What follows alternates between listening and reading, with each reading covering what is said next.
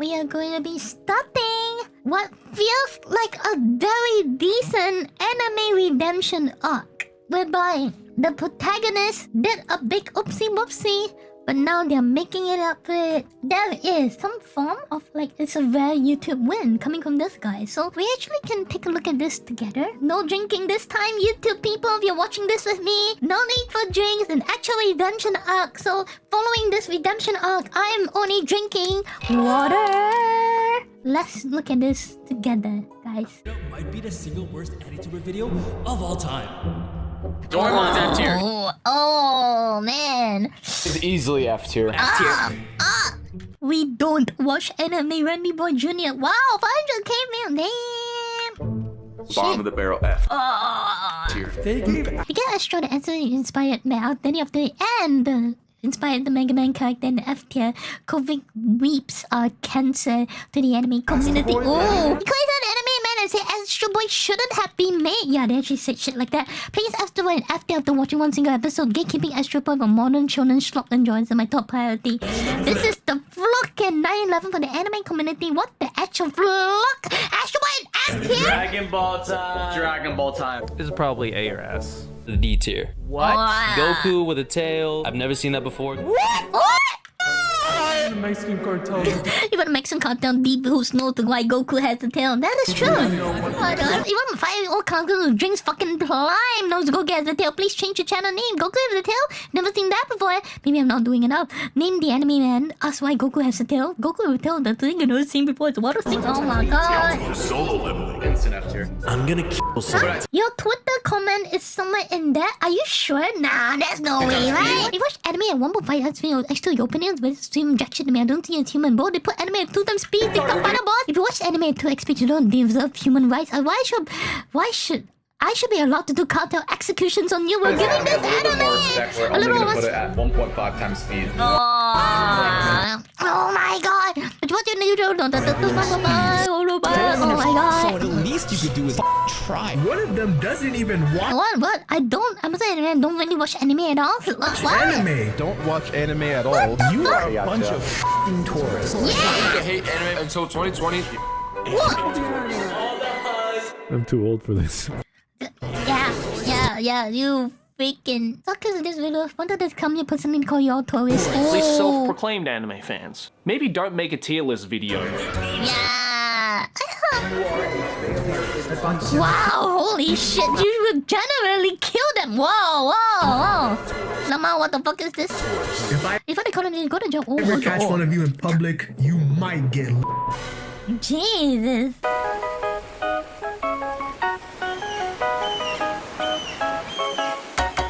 So we really are tourists, huh?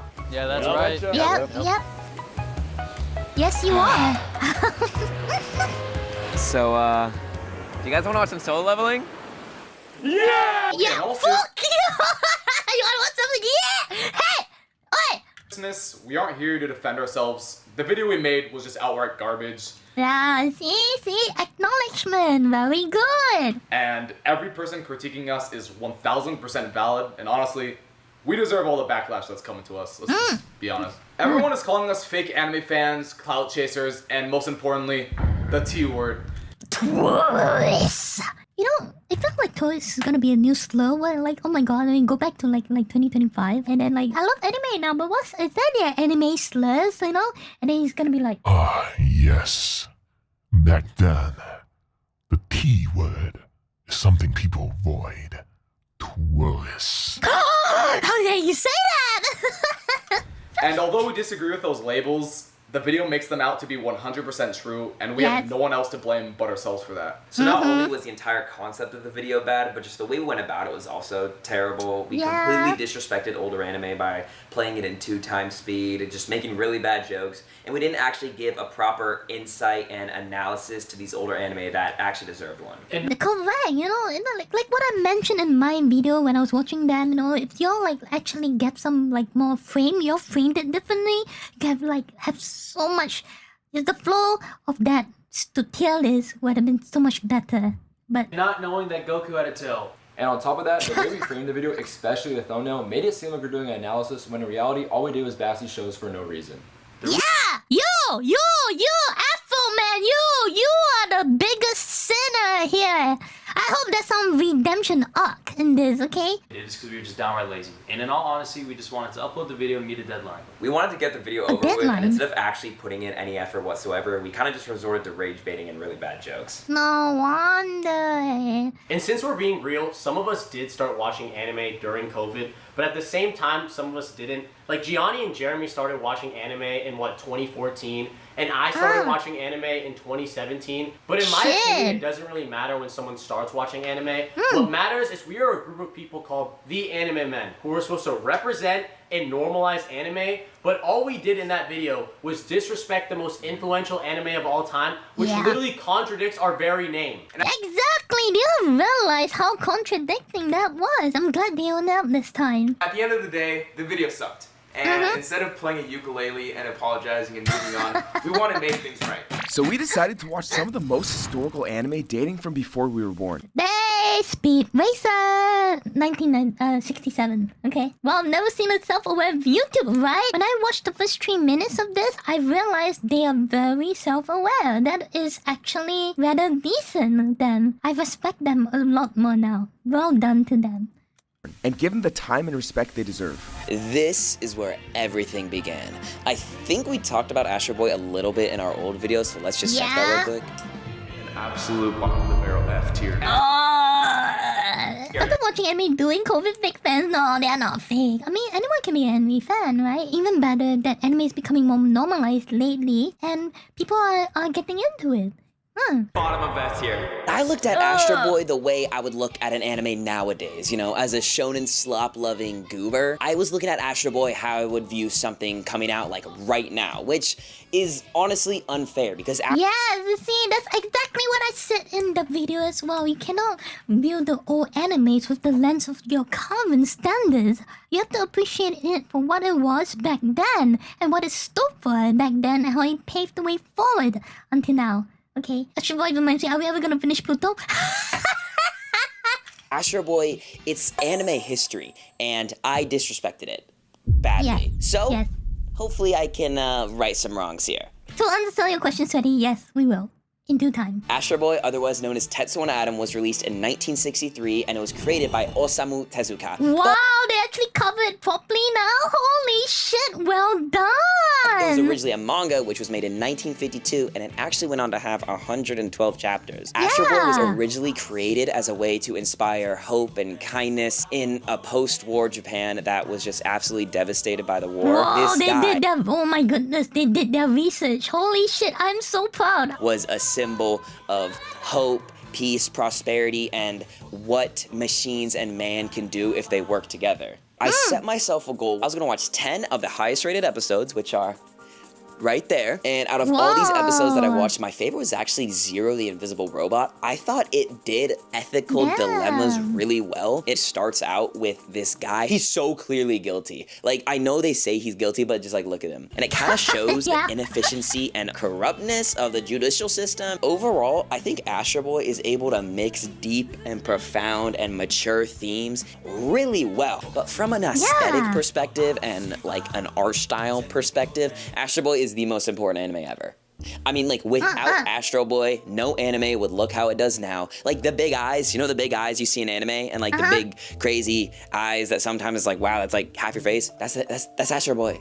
One thing I really love is how the author, Osamu Tezuka, actually kind of painted Astro Boy as a reverse Pinocchio type of character. Oh my god, yeah, he's right. The styles are really similar and I didn't even realize it. Wow. Boy as a reverse Pinocchio type of character. So basically what this means is that Astro Boy is basically a perfect robot, but he wants to become more human, and the more human he becomes, the more imperfect he gets. Because innately humans are not perfect, humans are obviously flawed. And I just thought it was like such a nice little way to see things. But as for the other characters in Astro Boy, I mean, like, I'm not the biggest fan of any of them. I kind of see Astro Boy like this. a typewriter. And then newer anime is kind of like a brand new computer. Without this typewriter, there wouldn't be this big old computer right here. But that doesn't necessarily mean that I want to type using a typewriter. But me not liking it also isn't really that big of a problem. Like, I know Astro Boy isn't made for me. I am not the target audience. I still definitely recommend checking out Astro Boy, especially the 1963 version, just because it's so cool to see how anime kind of started. Astro Boy isn't really my thing, but it could be yours, and I definitely recommend checking it out just because it's like cool to see. None of my favorite animes would ever exist without Astro Boy. Oh my god, holy shit. This is a proper redemption arc. Actual research being done, proper references being made. Watch 10 of the top episodes. Okay, this is good take. This is great. Astro Boy popcorn bucket. What? Respect. Here he comes. Here comes Big Racer. He's a demon on wheels. Speed Racer. I actually have a personal connection to this anime. So my Brazilian Jiu-Jitsu instructor always makes fun of me for watching anime. But the one anime he ever watched was Speed Racer. And when I texted him I was gonna watch it, he said one thing. Only one is good. Speed Racer. The anime follows Goma Fume, or otherwise known as Speed since his name was changed in the US localization, who wants to be the greatest race car champion. He competes in literally the craziest races ever with his car Mach 5 with the help of his girlfriend, his family, and his pet chimp that he for some reason has. Speed Racer was one of the first anime to see success with an international audience, paving the way for anime globalization. After some time passed, the rights to Speed Racer went to an American company called Speed Racer Enterprises, first adapted into a cartoon in the 90s, before eventually becoming a live-action movie directed by the Wachowskis. That movie was fucking amazing. I just wish they did more with that. But that movie was way ahead of its time, sadly. That movie came out now, right? I think it would take the world by storm. Because back then, anime is not as popular as anime now. It would have been 10-10. But sadly, it came out literally in the wrong era. Sad. Know them as the creators of The Matrix, like one of the most popular movies of all time. Yes, it might sound crazy, but the creators of The Matrix love Speed Racer that much that they were instrumental in getting the live-action adaptation off the ground. Yeah. Okay, Speed Racer was actually so famous back in the day, like literally pause this video and call your parents right now and ask if they watched it. Actually, wait, I'm gonna do it right now. Give me a second. Okay, Dad, okay. Somebody. Hey, do you know Speed Racer? Yeah, what about it? Yeah, what about it? Oh, did you used to watch it? It's good. It's good though. Do you hear the passion in the dad's voice? It's good shit.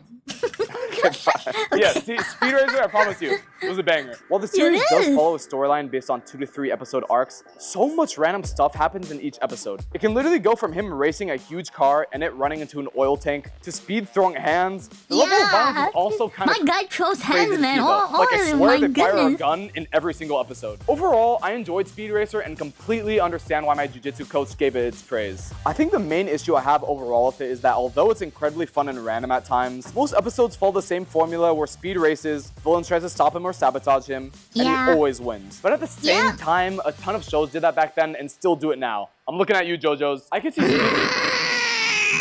That man calling out like that? Oh. What did you say again?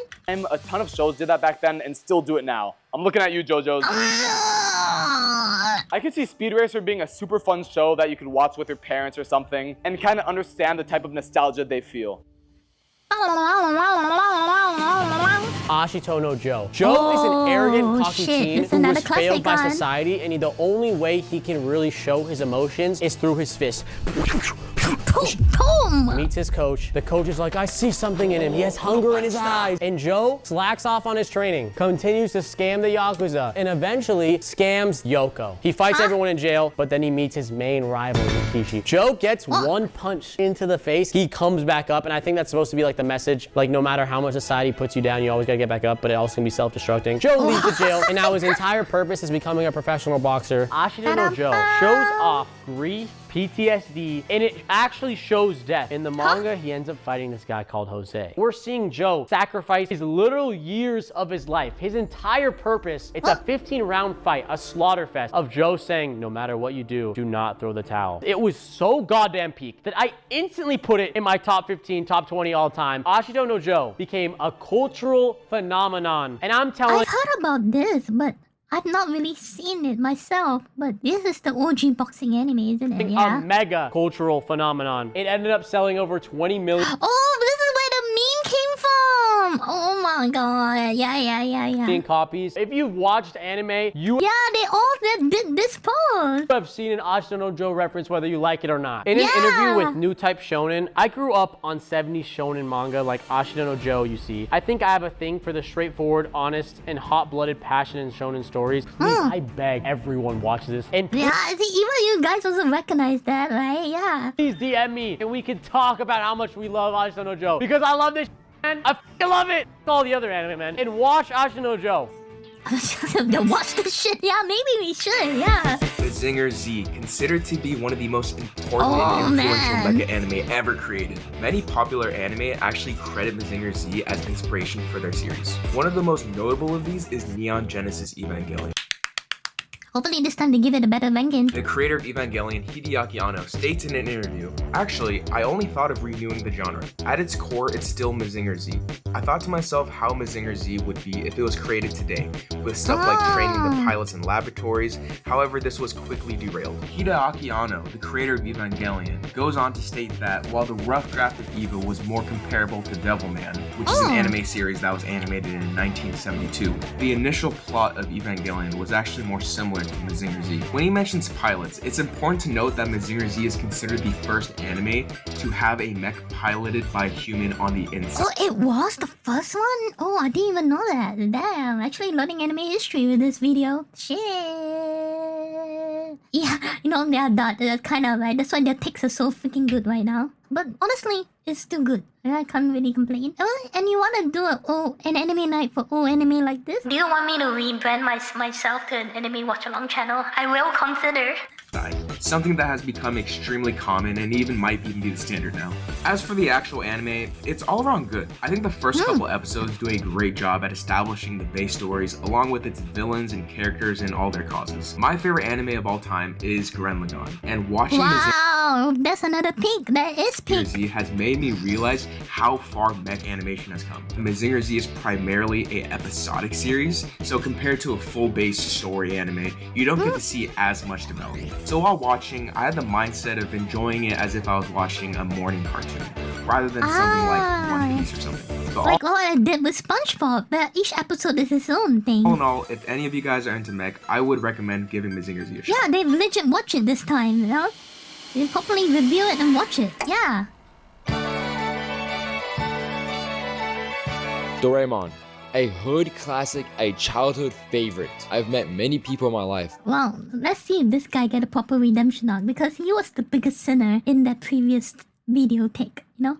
Who grew up watching this, glazing it over and over again. They all told me, you should have been there. You should have watched it as a grown up. Everyone watched it growing up. And I never heard of it when I was a kid, sadly. I mean, I was watching like SpongeBob and stuff. But now it is my time to right those wrongs and finally see what the hype was about. See what Doraemon was about. I've seen it. It's a national treasure. But to start off, I'm going to be honest with you guys. I did not finish Doraemon. I mean, it's going to take me forever to finish that show. It has like over 500 episodes. Wow, it's like One Piece? It's been going on since the 60s. It is an OG, oh my God. OG show. It's also an episodic show, so the storyline it's not very linear. It's set in the 22nd century, and Doraemon is actually sent from the future from his great-grandson. His great-grandson is named Suishi, and he comes back from the future to give Doraemon back to our main character, Nobita. And essentially, Doraemon's whole goal is that apparently in the future, like his lineage is absolutely cooked. So Doraemon is there to make sure that his lineage isn't cooked, to help Nobita throughout his life so that his family can eat good and make sure they're set up for life. And if I'm not wrong, Nobita is kind of like a little brat, no? So Doraemon actually teaches him a lot of things as well. The way that he helps which is kind of nice. Is gadgets. This cat, Doraemon, is OP. He has infinite gadgets. Each episode, there's a new problem. Nobita is low-key an idiot, honestly. Like, he always messes up. He always gets... Yep. He is, if I recall, he was the embodiment of Draco final form, okay? That boy is, oh my God, insufferable.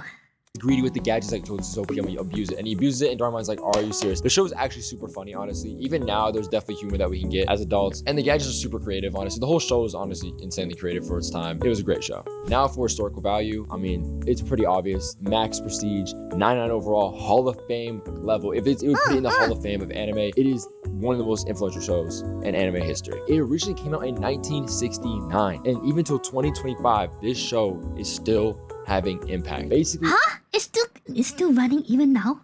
Holy shit.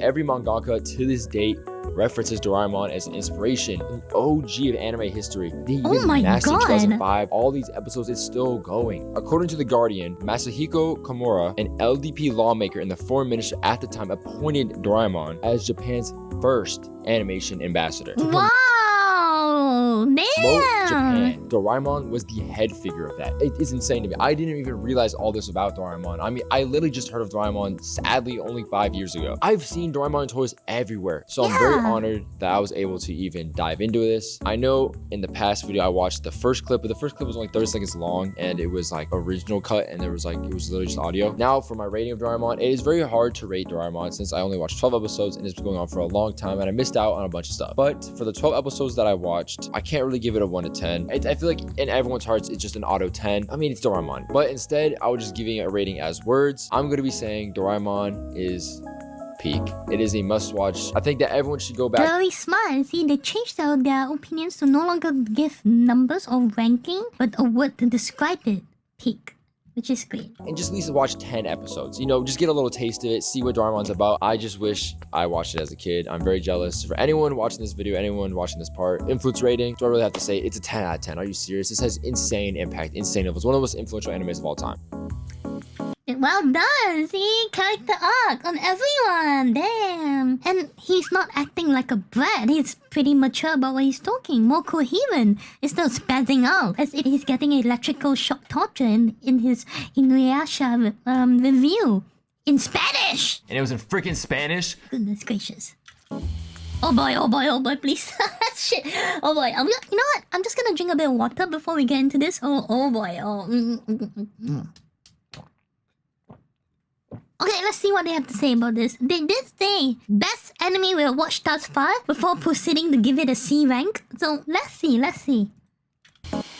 This is Mecha Anime in 2018. Oh no, we gotta pilot the mech. And this what the fuck? I mean, that's true. You gotta work. Pilot the mech. And this is Mecha in 1973. Cue the music. Let's go! I thought Gundam was gonna be some straight Buki, I'm gonna be honest, okay? Last time I watched Mobile Suit Gundam, I actually gave it a C tier. I am so stupid. Yes, you are! You said it was the best anime before giving it the C tier. For ever even thinking that. When I sat down and really just watched the anime, I could see things that I didn't see before when I only watched the first episode. One, it's dark. Gundam, I did not expect to be surprisingly dark and also dark AF, most plot-focused story. There's literally an episode where his mom realizes he's prone to like killing because he became so forced to killing. There's a lot of good and deep stuff in this story, and it's because it's the blueprint, man. You gotta watch it. This anime actually isn't episodic, but it feels like it is, and we get to see some parts of the story develop as it goes on. But what I think is even cooler is the art style, bro. How did they cook this hard in 1973? Yeah! My goodness. Mobile Suit Gundam designs in itself could literally be in like the top 5 character designs I've ever like seen. Like this iconic, you know? For them to come out of a mecha like this and it become like the status of mecha, iconic mecha around the world. They see this, they know it's the Gundam. They cooked really hard back then. And I'm so glad he's finally acknowledging it. In my life. The director of the anime, Yoshiyuki Tomino, was part of the World War II generation, so he used Gundam and the time he was born to create a realistic war scenario. Correct, yes, exactly. Oh my god, they actually researched this. Oh my goodness. I'm so...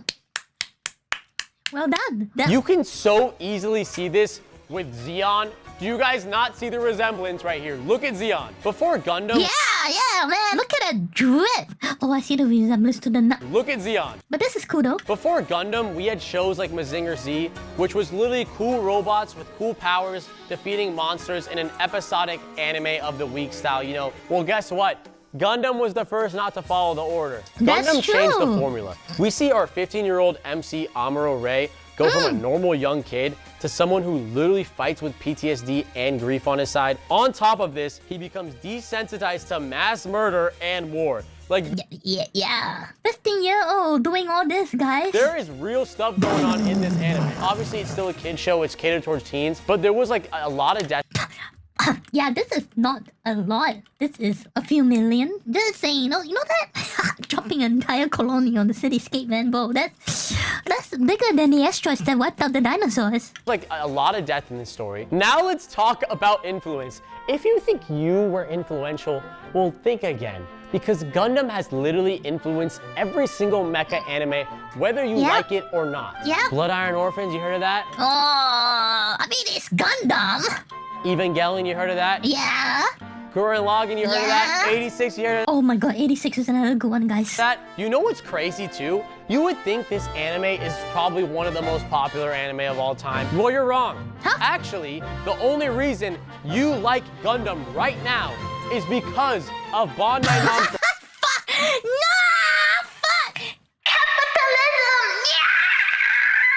And the amount of Gunplas that were sold. They cultivated an entire audience who loved the model kits, which helped keep the franchise alive. The merchandise aspect of Gundam is the reason the fandom has lasted for 40 years and become one of the most... Oh my god, is this Gundam mall? I see all my Gundam double O down here for you. Kiss. Damn man, this guy actually did his research. I'm gonna, just for that. Oh my god. Most successful franchises of all time. Without merchandise sales as the backbone of the series, we may never have gotten the multi-billion-dollar enterprise we I love the design, but I hate what the anime is, then. have today. And we need to thank Gundam 0079 or the original Mobile Suit Gundam. Mobile Suit Gundam! So if there's anyone who says you should... The music until today is so bloody iconic. Like, how can you forget that? Not watch Gundam or that Gundam was not important, just literally for 1 second just talk to them and slap them in the face because they have no idea. No. I believe you already received all your slaps within the 1 week when you reviewed Gundam. So you got your redemption arc, my guy.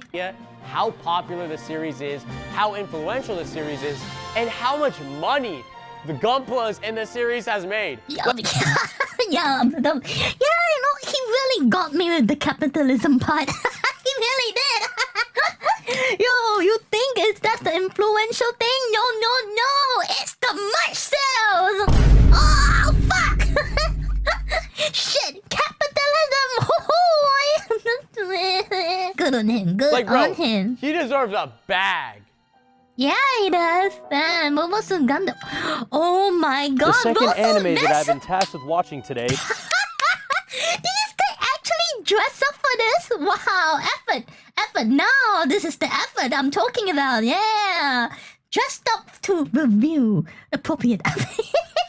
My goodness. Is Lady Oscar the Rose of Versailles. It was a story written by Ryoko Ikeda, and she was known for combining her political narratives with romantic themes in her shoujo work. Oh my god, they're commenting to this, guys. They're actually commenting. Holy Oscar shit. Francois de Jarges. I hope I said that right.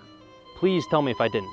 But it's essentially about a woman who grew up as a man. And this all happened because her father, who happened to be the general of the Royal Guard, decided he wanted his son to follow in his footsteps. But unfortunately for him, he already had 4 daughters, and when he had his 5th, turned out to be another girl, so he decided to raise her as a man.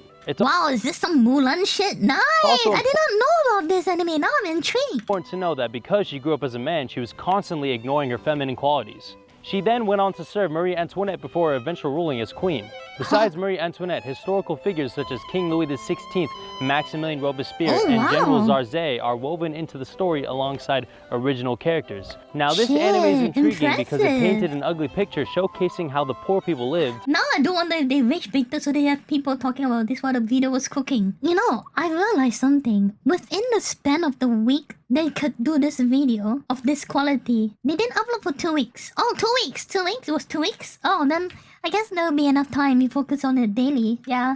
Compared to the people within Versailles, who lived a fat life filled with luxury and had such trivial issues. I can easily see how influential this story is, not because it's gripping, but because of how it shaped shoujo itself. And Yes, exactly. If the emphasis on familial love and parental attachment seems unusual, it is important to remember that the imbrication of familial love and romantic love is a common trope in shoujo manga, especially in the 1970s as the genre was transitioning away from narratives aimed at younger readers. Yeah.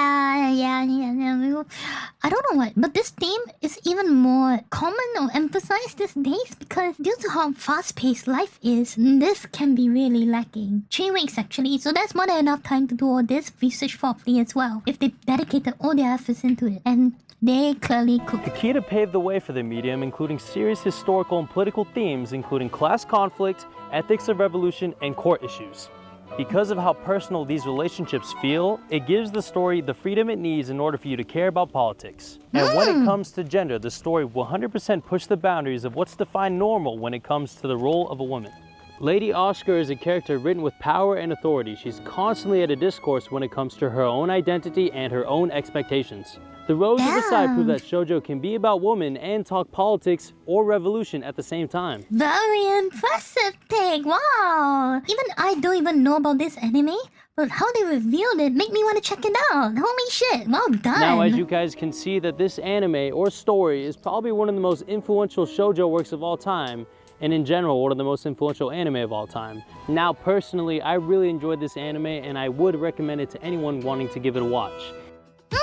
Impressive. Good shit. Oh. Hey guys, the first Gunna anime. Let's go! Urusei Yatsura. Where do I begin? Basically, the show starts off with an alien invasion on Earth, which can only be stopped if the main character, Ataru, have boy with the princess, wins a game of tag against Lum, an alien, which she does, but I don't think I can show that scene on YouTube. He wins by grabbing her dress. Cloth. It's the cloth. The thing is, his girlfriend promises to marry him if he ends up winning, which is misunderstood by Lum, who is actually the one who ends up marrying Ataru. But from that point on, it feels kind of episodic. I say this because a lot of the episodes revolve around Ataru messing things up, and Lum comes in and eventually fixes it, which causes some divide between the two, which is ultimately fixed by the end of the episode. 1 minute things are totally fine, and then the next Ataru is getting chased by Lum's ex-husband, who turns into like a big gorilla thing. It's actual chaos all this nonsense. And it's completely unpredictable what happens next. But that also makes it really interesting and fun to watch. I see a lot of similarities with this anime and more recent animes, mostly when it comes to character writing. The main character, Ataru, closely resembles those characters that are lazy, low-life, and I was thinking of Gintama as well when it slightly came. perverted. Those characters that you see in a lot of recent animes. Maybe even early parts of Naruto, some characters from One Piece, ReZero, Rent-a-Girlfriend, those types. That's the face of someone getting NTR'd. Rent-a-Girlfriend, those types of animes. But it is a big reason why we see a lot of anime mirror this type of style nowadays. I think arguably the biggest contribution that Urusei Yatsura has made to anime overall is creating the waifu concept. The waifu concept. That's true. If anything, she was the very first waifu that people really adored. Because when I look back in anime history, even when something as old as Gundam, who is on the left, you want me to backhand you? Even as something as old as the Gundam series did not have waifu material. Waifu material did not really exist back then. There was a few characters that people liked, but not enough to be Gunna waifu material. Not like her. She was indeed one of the first, if not maybe the first Gunna waifu material. Everyone knows what that is, and it has become a huge cornerstone to anime in general. Lum, one of the main characters in this anime, is considered the first waifu of all time. There you go! This concept that has become so common that virtually every anime uses it is actually crazy. And not only that, she is considered the first tsundere, something that's become... Wait, really? Oh my god, is that, oh my god,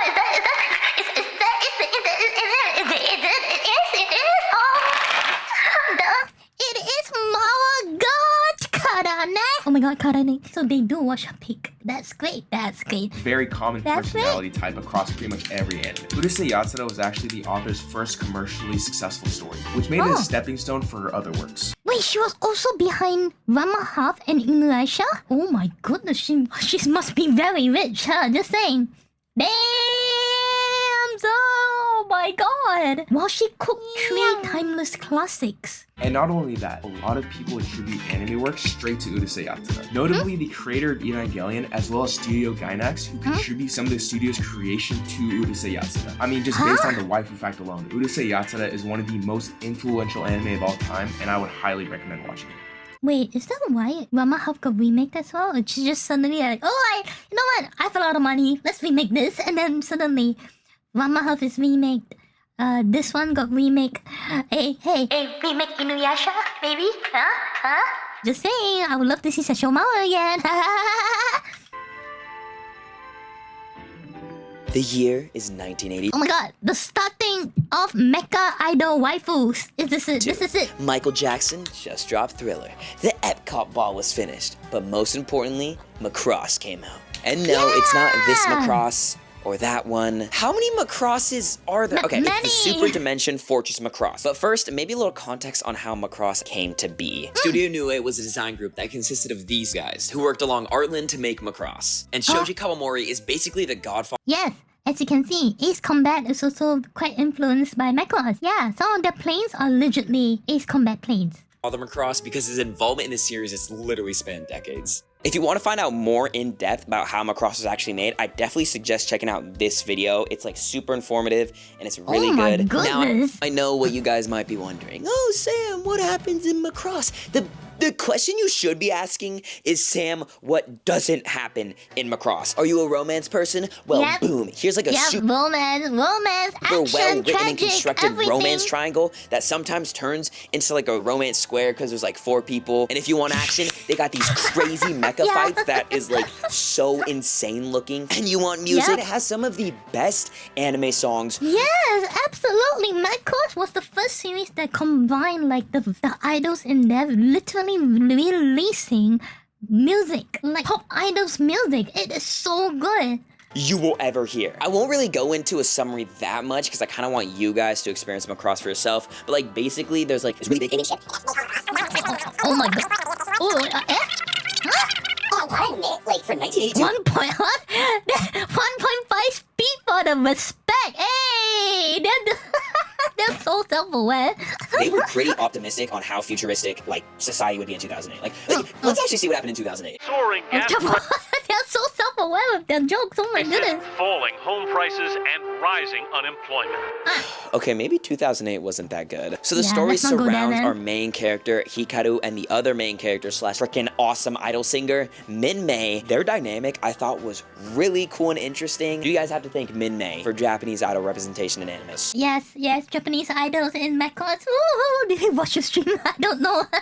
Slight spoiler Holy here, shit. the enemy that they're fighting while they're on the Macross is this big race of giant aliens, and they're actually only ever taught one thing: war. It immediately brings in, for me at least, like the nature versus nurture debate. These people were born and bred for war. Everything they do surrounds war. Is it really their fault that they're constantly fighting each other and fighting other races and planets and people? And it's really interesting to see these like innately bad warriors like try and become good. As my great friend Parthenox once said, what is better, to be born good or to overcome evil through great effort? Hey, well said. I think that quote is a perfect representation of Macross. I also think the characters are really good. My personal favorite being Hayase. I thought she was kind of cool. Also, Captain Global, I swear, bro, his hat gets bigger in every episode. I thought What?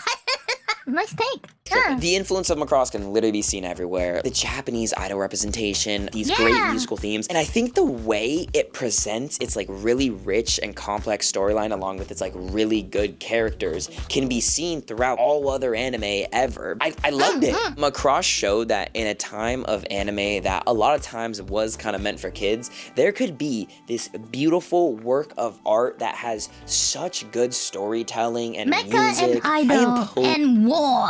Lure you to check out Macross. Alright guys, I'm riding in my spaceship because my boyfriend is a pilot. Anyway, check out Macross. It's dope. All the Macross series has been rather dope. But when I started Macross, I started from Macross Frontier, whereby it was Sharon Gnome and Ranka Lee. Those were the 2 girls. back then. And I loved Mayan back then. Mayan was the VA for Cheryl Gnome, and she was a mega powerhouse of a voice. She went on to also do a lot of other anime theme songs, opening theme songs, and even hold a concert multiple times as well. Pretty amazing. A lot of VAs turned to become real idols themselves, with Mayan being one of them. Oh boy. Okay, in the last video, we gave Captain Tsubasa's first episode a C tier, and I have no clue why. We should have at least given it a minimum B. And after the first episode, it falls off. And yes! I thought it does fall off a bit. Upward hill and goes to the moon because it gets so good. You're automatically thrown into the story without any fluff. And the rivalry versus the unstoppable force Tsubasa and the immovable object Wakabayashi. Then you're introduced to my personal favorite character who my BJJ coach would have loved. Professional Brazilian soccer player Roberto. Who was literally the... Oh yeah! Him! I remember him! Oh shit. Yeah. He had that guy who had his own PTSD and was a heavy drinker because he basically is retired from soccer and he couldn't really like soccer anymore, so he's like kind of lost his will in life. But then he sees the kids and then attempts to, you know, rectify himself. So holy shit. Craziest backstory for a kid's show. Like, I was watching this and tearing up, bro. This anime is not only pure entertainment, but also has a ton of comedic moments. And it'll make you want to just pick up soccer and start playing. Like, I'm not gonna lie, I've been missing jiu-jitsu recently, and it literally made me want to just get back and start going while watching all these players be like so wholesome and like uplift each other. It was beautiful. The most obvious connection to Captain I like how he's actually filming this with people in the background playing soccer. Tsubasa is That's Bullock, nuts. and this might be a hot take, don't grill me, but I actually enjoyed Captain Tsubasa. I don't know. Because I watched Captain Tsubasa, not a lot of episodes, but like you said, it dropped after a few episodes and then rises back up. And I kind of stopped when it was rising back up because the TV channel stopped hosting Captain Tsubasa back then. So I couldn't really follow it anymore, Lamau. It died before it got good for me. They cancelled the show and I'm like, oh fuck, okay, fuck. Tsubasa more than Bullock. I love Bullock, but Captain Tsubasa just made me feel something else. There's just something about watching someone extremely talented also wanting to create a great team environment not fueled by ego. It's just wholesome. Captain Tsubasa is genuinely one of the most feel-good anime I've ever watched. The relationship with Tsubasa and his teammates, and especially his coach Roberto, is just awesome to see. The only criticism I would give this show is that the pacing's a bit slow, but luckily there's also a 2018 version, so if you want something a little... Oh wait, they remade it? Oh, what the heck? A little faster paced, I would recommend watching that. If you like Blue Lock or any sports anime for this matter, I would 100,000% recommend watching Captain Tsubasa. A lot of people have been telling me to watch Blue Lock as well, but I'm kind of like nifty on the sports kind of thing, you know? Oh boy, here we go, guys. Does Goku have a tail? So I'm here to talk about the burning statement that has quite literally pissed off the entire anime community. Yeah. Goku with a tail. I've never seen that before. I've never really watched Dragon Ball. I don't know. It just wasn't something I picked up. I knew about it. In modern iterations, I didn't really see Goku with one, so I never really did a double take. And then when we watched the first episode, I was like, oh, you know, maybe it's funny if I poke fun at the fact that he has a tail. I'm like, what? No way he has one. So what's even worse, I'm Hispanic, so that's half my family that has banished me from ever setting foot in Mexico ever again. And I know how prevalent Dragon Ball Z is to Yeah, it's so popular over there, Hispanic community, and I have basically disappointed every single one of them. I am here to say I have failed as an anime fan. And I want to fix that. Essentially, Dragon Ball is about a kid named Son Goku who finds a girl named Bulma, then they go look for Dragon Balls, and they get stronger, then they get into tournaments, and then they fight, and then they look for the Dragon Balls again, because after summoning the dragon, you get one wish, and then they scatter all over the world, and that's all I'm gonna say. Imagine getting disowned by a country because of an anime. Wow! That's solid grounds, you know. Mexico is basically a religion in Latin America. I do not know how it became that popular, but it is holy shit. Mind-blowing for me. I'm gonna talk about why Dragon Ball is probably one of the... It's so popular, it legit actually is documented evidence that cartel activity lowered when Dragon Ball episodes came out. What the fuck, really? Holy shit, what? most important fictional stories of all time. So Toriyama found inspiration from man, 07 for him. They used this picture because, yeah, you know, right? From Disney and Osamu Tezuka, who was the creator of Astro Boy, but essentially he watched 101 Dalmatians and Astro Boy, and he got inspired from both those two and created his first story called Dr. Slump. Huh? Oh yeah, this was... And he won multiple awards after being on Shonen Jump for 4 or 5 years. So yeah, it's pretty successful. But shortly after he found this success, he decided to pivot and create another story called Dragon Boy, not Dragon Ball. Don't get that mixed up. And of course, after Dragon Boy, he started working on Dragon Ball, and you can see there's clear inspirations from Journey to the West. Dragon Ball was originally modeled after the ancient Chinese legend Saiyuki, Journey to the West, also known as the Monkey King or even Monkey. In Saiyuki, Son Goku is a powerful monkey born from a stone. Instead of being asked by Bulma to help find Dragon Balls, he is asked by Sanzo, a priest, to go from China to India in search of sacred sutras. So that's why there's a tail on Goku. Yeah, I get that now. I get it. But yeah, basically something that shows how important and significant Dragon Ball was to people who decided to pick up the stories from an article that I found. Basically, Eiichiro Oda, who used to be a manga assistant, he was assistants with other people as well, and they all shared the same shorthand. Make the surface and the background of this panel like the ground on planet Namek. This gets it across to everyone. This is our common ground, Dragon Ball. This kind of shows how important the story is because it echoed across a generation of manga artists, and if that isn't significant, then I don't know what is. Seriously, Oda talking about Dragon Ball like this?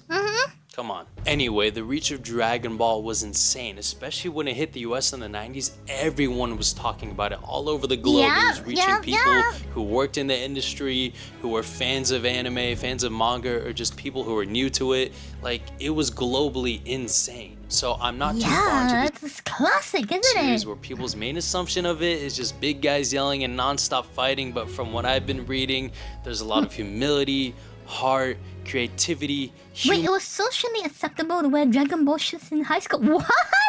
It was that popular? comedy, and it's all etched into one beautiful series. Dragon Ball. Toriyama, you know, has had a massive impact on the world, to be honest. When he passed, I didn't feel it as heavy as I do now. And at the time, you know, the whole world was stunned. Everyone was saying things about Mexico. I'm not sure how Mexico, yeah, I heard that. You guys over there really pay tribute. accurate it is, but they said like the cartel had a ceasefire because of his Wait, really? wait, that what? Huh? Oh my god. passing. But anyways, guys, A ceasefire to respect his passing. Oh my goodness. Okay, respect. time, you know, the whole world was stunned.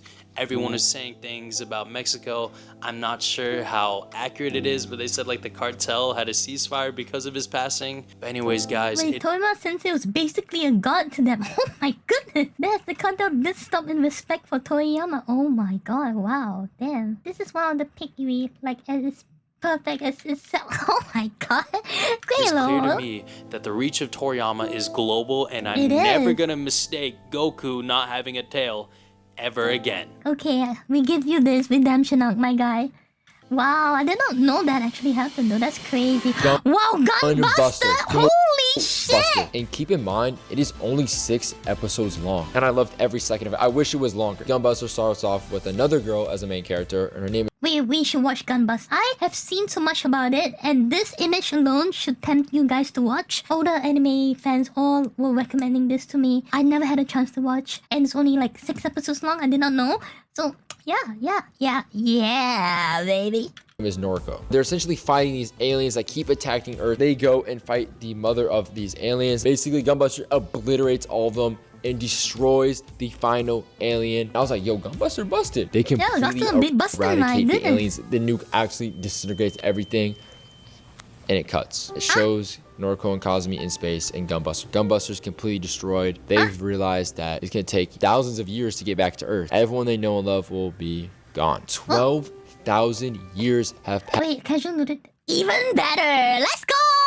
You see, classic anime were not shy to do some kind of like nudity and stuff. You have convinced me to watch it even more. Nice. From Okinawa, they get the greatest message of all time. The lights turn on in the city in kanji, basically translating to welcome home. Gunbuster is also the debut of Evangelion director, which is kind of crazy. That was his first gateway basically into anime, his first hit. As we know, Evangelion inspired Anime influenced by Evangelion, unfortunately. Oh, this one, yeah. Oh, this one was pretty complex. Guilty Clown, yay! Darling in the Franxx Lamau. so many anime. As far as anime to this day has one of the greatest stories of all time. Also, Gurren Lagann, the mech is completely from Gunbuster. That without Gunbuster, Evangelion would have been made. If Evangelion never made, all these other animes would have been made. But we're starting to see more stuff inspired by Gunbuster in these recent years, and I'm excited to see how many more shows pull from Gunbuster. I want to give Gunbuster a 10 in my heart. It's very hard to rate since only 6 episodes. I really wish it was like Only 12 6 episodes. That's all I'm asking for. 12 Yeah, him knowing rough S7 is actually very impressive.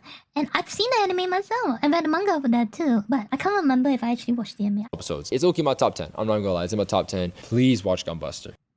I will. We will. Thank you.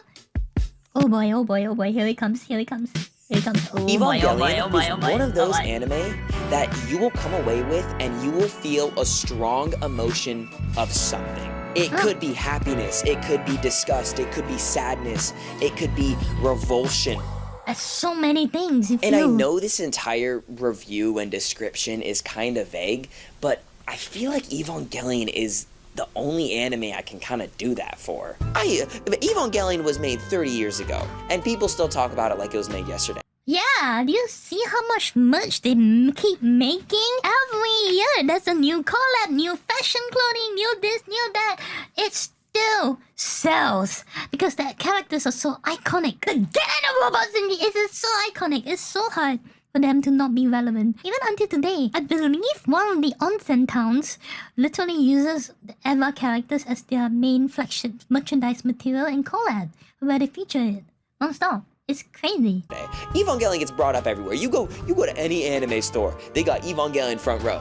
They got Evangelion right there. They got Evangelion there. And I'm gonna be honest, guys, I cannot possibly tell you the influence and importance that Evangelion has over the entire history of anime in this video. There are so many deep dive videos about Evangelion, about Anno, that are done so well that I highly recommend you watch. Watch like that one. Wow, look at that. See, Popular Redemption Arc, they still recommend other channels so that you want to like dive into the topic of EVA. Well done, truly being the AnimeMen.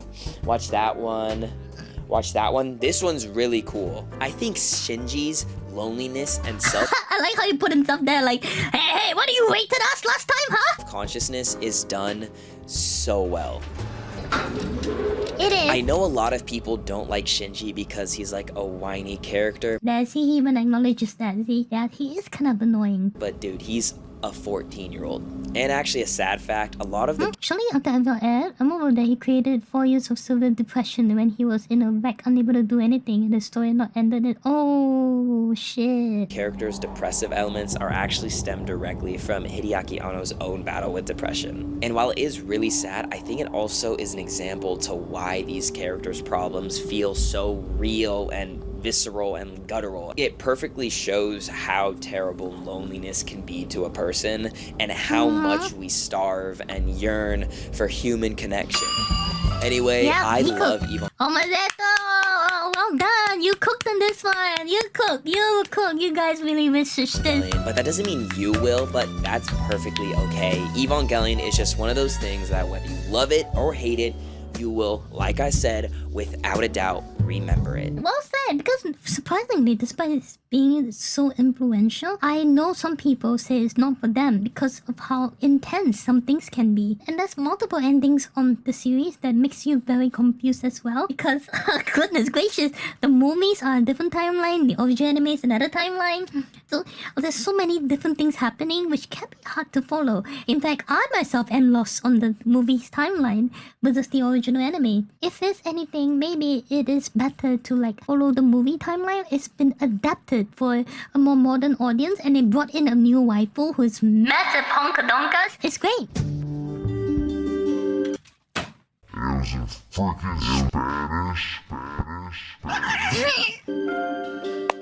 Let's talk about InuYasha. Yeah, InuYasha is that one anime where every single person thought the main character was a girl at one point. Like, come on, you can't even lie. You thought InuYasha was a girl. And after that's true. Cade and Aiden ranked it a D tier, I felt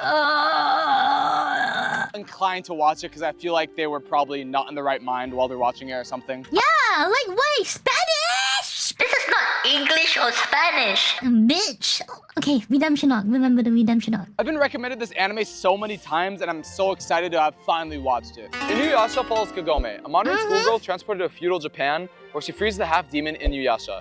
Together they hunt the scattered Chacon jewel shards, blending action, romance, and Japanese folklore. And I remember there was so much of like fan arts and waifu material outside. I think was a few moments where she was also a lot of wow moments.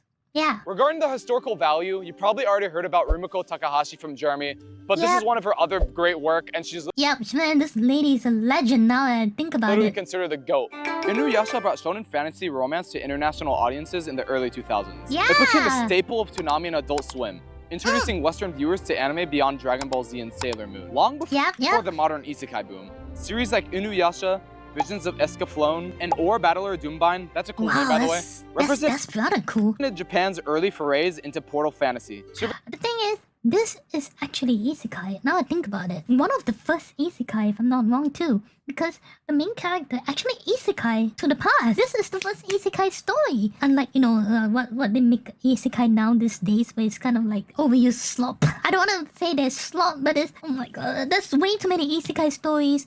And even the Japan light novel industry kind of banned isekai stories at one point because it's so overused and so badly written for many of them.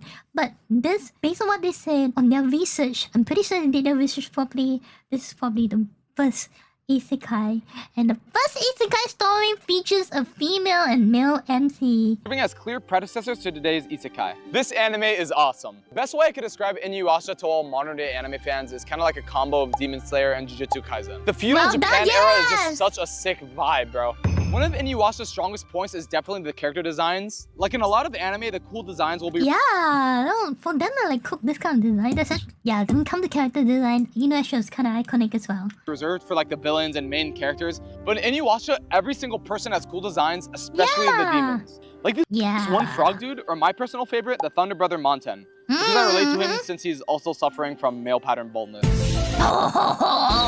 Basically, there's no bland characters, and this show gets dark. There's this one episode where this mom's kid literally burns to death and haunts her. That's kind of crazy. Overall, I have absolutely zero bad things to say about InuYasha. It just blends shonen elements combined with rom-com so well, and it kind of reminds me of Dandadan. If you love Dandadan, Demon Slayer, Jujutsu Kaisen, or just anime in general, you need to check out InuYasha. Yeah, I think that's her first time also doing like a shonen series, and she does it so bloody well that it captures a new generation of anime people. Like, not trying to say that I'm old or anything, but I have a lot of friends who swear by InuYasha and grew up with it. I did not get that luxury because Cable betrayed me. So I could not watch that shit. But I've heard so much about it, and I love the series purely because I've seen enough of it, bits and pieces in the internet, to follow roughly what's happening.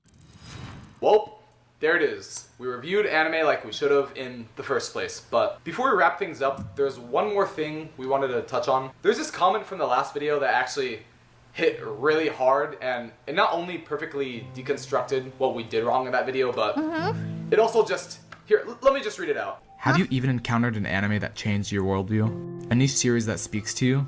A character you resonate with? A scene you cried about? Yeah, so... Oh, wow, that one really hits it, huh? Even though the last video would contradict our answer to this question, the answer is yes. So we want to take some time to talk about how much anime has affected our lives.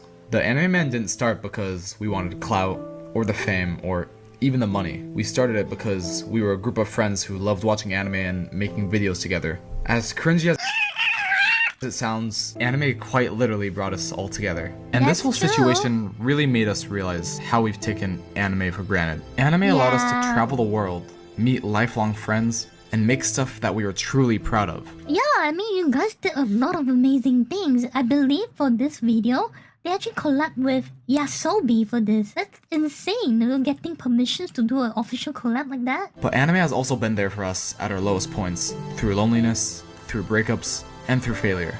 But if there's one thing that's never changed, it's that anime has always been a love letter to the world. From the old to the new, anime has always been an art form for these creators to express themselves. Whether it's about love, grief, pain, strength, forgiveness, motivation, self-acceptance, and most importantly for us, friendship. Friendships. Ah, that's nice. I guess that's nice too. Well done, guys. Well done. I guess Hey, apology accept. I mean, one can easily get lost in the sea of like content creation. It occurs to everyone. Throughout my years of like even being a VTuber, there are several moments in time that I still feel that I got lost and I need to find myself. But they own up to themselves. The research alone tells me that they did insane amount of research to rectify the situation. So you may not be convinced, but I guess I'm a girl that's easily convinced. I can see the effort they put in and how they even delivered on everything. It's such a mature way of apologizing. Made me respect them even more. So thank you, AnimeMen, for redeeming yourselves. Because I've seen them bits and pieces around the internet. I enjoy their YouTube shorts quite a bit. And I'm glad they're not taking anime for granted.